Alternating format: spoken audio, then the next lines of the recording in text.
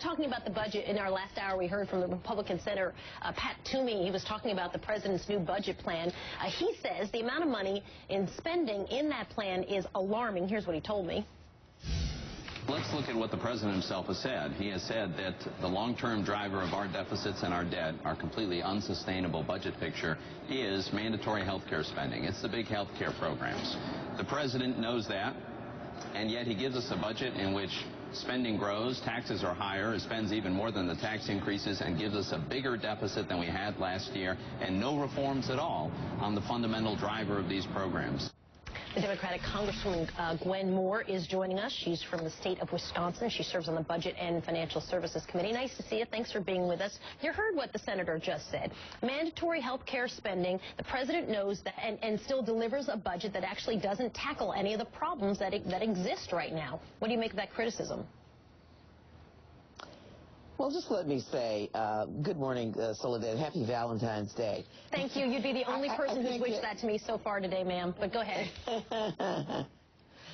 You know, I think that the Republicans have made it really clear that they want to end the so-called social safety net from cradle to grave.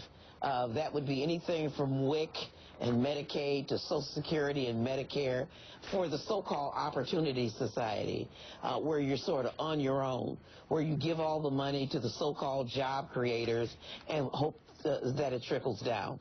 I think that the president's budget really tries to shift us from the speculation and Wall Street wealth to a budget that focuses on innovation, creating new energy products, invest in manufacturing. But all those things at the end of the day that I live in. All those things at the end of the day, what Senator Toomey was saying, we cannot afford it. We cannot afford health care proposals that are on the table as they stand right now. We just cannot, as a country, afford that.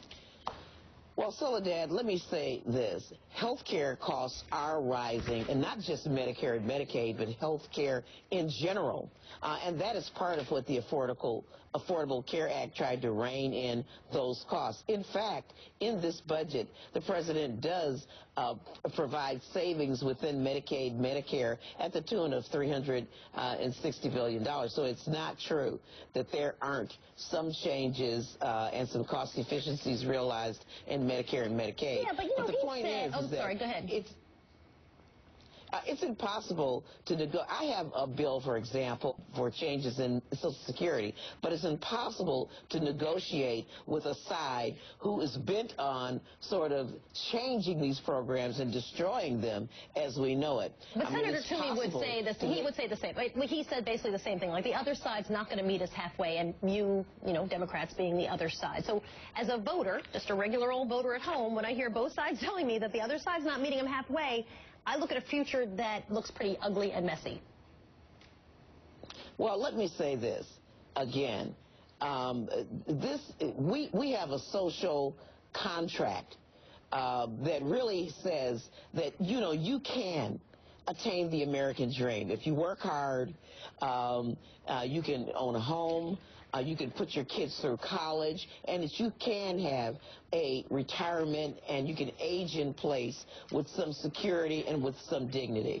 And I think that that is really where the battlegrounds are being drawn. The president's budget focuses on retaining that American dream. It invests in our students. You can't say that that's spending. We cannot allow our kids not to have an educational opportunity. We cannot allow the infrastructure to deteriorate. We cannot allow, we cannot not invest in innovation and provide businesses with those tax credits and write-offs that they need for innovation. Clearly, it's going to become for bringing new technologies on in the name of austerity. Right. And I do think. Go ahead. I'm sorry. I didn't mean to cut you off. Yeah, can you hear me?